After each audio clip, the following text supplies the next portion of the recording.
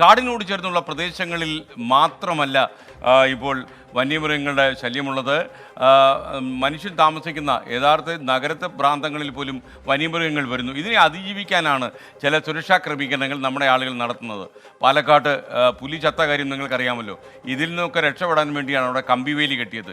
അവസാനം കമ്പിവേലിയിൽ കുരുങ്ങി പുലി ചത്തു കഴിഞ്ഞപ്പോൾ ഈ പുലി കിടന്ന സ്ഥലത്തിൻ്റെ ഉടമ കമ്പിവേലി കെട്ടിയ ആൾ പ്രതിയായി. അദ്ദേഹത്തിന് എതിരെ ഇപ്പോൾ വനംവകുപ്പ് കേസെടുത്തിരിക്കുകയാണ്. ഇങ്ങനെ പോയാൽ കാര്യങ്ങൾ എന്താവും എന്നാണ് ഈ കർഷകരായ നല്ല മനുഷ്യർ പാലക്കാട്ടുകാർ ചോദിക്കുന്നത്.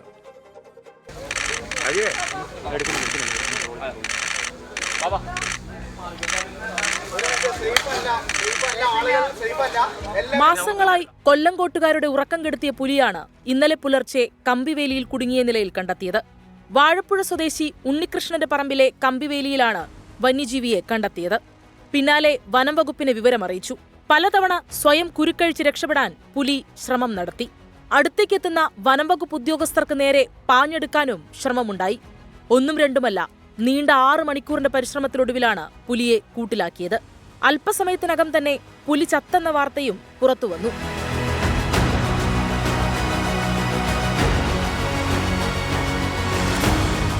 മണിക്കൂറുകൾക്കിപ്പുറമാണ് വനംവകുപ്പിന്റെ കേസ് നടപടി. സംഭവത്തിൽ സ്ഥലമുടമയ്ക്കെതിരെ കേസെടുത്തിരിക്കുകയാണ് വനംവകുപ്പ്. ഇപ്പോൾ പുലി കുരുങ്ങിയ കമ്പി സാധാരണ കമ്പിയല്ലെന്നാണ് വനംവകുപ്പ് വാദം. പന്നിയെ പിടികൂടാൻ സ്ഥാപിച്ച കെണിയാണെന്നും അതുകൊണ്ടാണ് പുലിക്ക് രക്ഷപ്പെടാൻ കഴിയാതിരുന്നതെന്നും വനംവകുപ്പ് പറയുന്നു. എന്നാൽ സ്ഥലമുടമയ്ക്ക് കെണിയുമായി യാതൊരു ബന്ധവുമില്ലെന്നാണ് നാട്ടുകാർ പറയുന്നത്. കേസെടുത്താൽ ശക്തമായ പ്രക്ഷോഭങ്ങളുമായി മുന്നോട്ടു പോകുമെന്നും നാട്ടുകാർ വ്യക്തമാക്കി.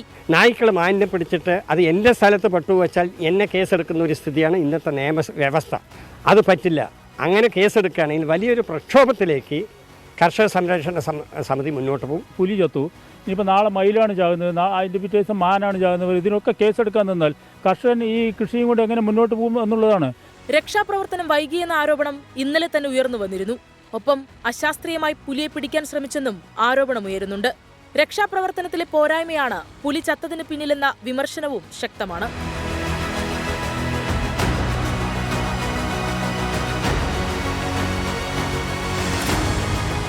അതിനിടെ സംസ്ഥാനത്ത് ഇന്ന് വീണ്ടും വന്യജീവി ആക്രമണമുണ്ടായി.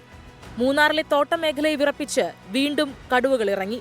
ലോവർ ഡിവിഷനിലിറങ്ങിയ കടുവക്കൂട്ടം പശുക്കളെ ആക്രമിച്ചു കൊന്നു.